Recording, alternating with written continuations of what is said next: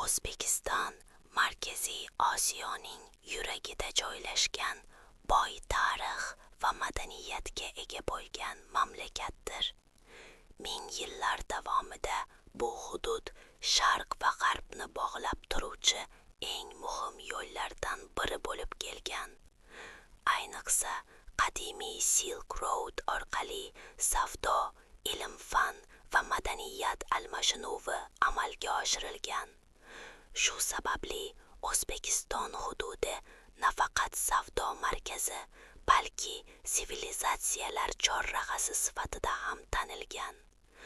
Qadimgi davrlarda bu hududda Amudaryo va Sirdaryo oralig'ida rivojlangan jamiyatlar yashagan.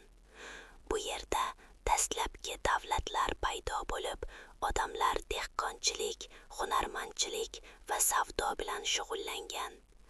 Shu davrda Samarqand va Buxoro kabi qadimiy shaharlar shakllanib, tez orada yirik madaniy va iqtisodiy markazlarga aylangan. Miloddan avvalgi 4-asrda buyuk sarkarda Alexander the Great bu hududni zabt etdi. Uning istilosi natijasida Yunon va mahalliy madaniyatlar bir-biriga aralashib, yangi madaniy muhit yuzaga keldi. Bu davr tarixda muhim burilish nuqtasi bo'lib xizmat qildi. Keyinchalik bu hudud turli imperiyalar tarkibiga kirdi va nihoyat 7-8 asrlarda islom dini kirib keldi.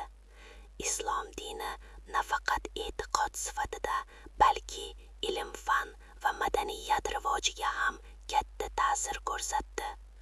Bu davrda ko'plab buyuk olimlar yetishib chiqdi, jumladan Al-Biruni kabi allomalar ilm-fan taraqqiyotiga ulkan hissa qo'shdi. 14-asrga kelib sahnaga buyuk sarkarda Timur chiqdi.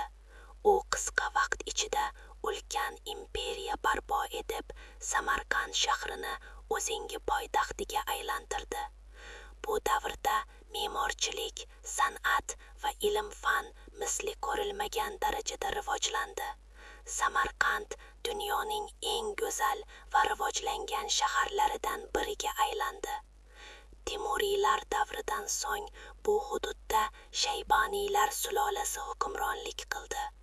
Bu davrda ham madaniyat va savdo rivojlanishda davom etdi, ammo siyosiy kurashlar ham kuchayib bordi. Keyinchalik 19-asrga kelib O'zbekiston hududi Russian Empire tomonidan bosib olindi. Bu davrda hududda katta siyosiy va iqtisodiy o'zgarishlar yuz berdi.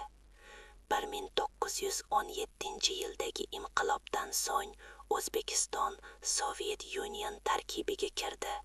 Sovet davrida sanoat rivojlandi, ammo milliy madaniyat va erkinliklar cheklab qo'yildi. Bu davr murakkab va ziddiyatlarga boy bo'ldi. Nihoyat 1991-yilda Sovet ittifoqi parchalangach, O'zbekiston mustaqillikka erishdi.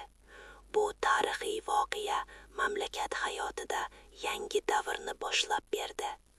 Mustaqillik yillarida O'zbekiston o'z iqtisodiyoti, siyosati va madaniyatini rivojlantirish yo'lida katta qadamlar tashladi. Bugungi kunda O'zbekiston qadimiy merosini asragan holda zamonaviy davlat sifatida rivojlanmoqda. Samarqand va Buxoro kabi shaharlar hanuzgacha tarixning tirik guvohi sifatida sayyohlarni o'ziga jalb etmoqda. O'zbekiston tarixi bu faqat o'tmish emas, bu bugungi kun va kelajakni shakllantiruvchi kuchdir. Bu yurtning har bir qadami, har bir shahri va har bir yodgorligi ming yillik hikoyalarni o'zida saqlaydi va bu hikoya hali davom etmoqda.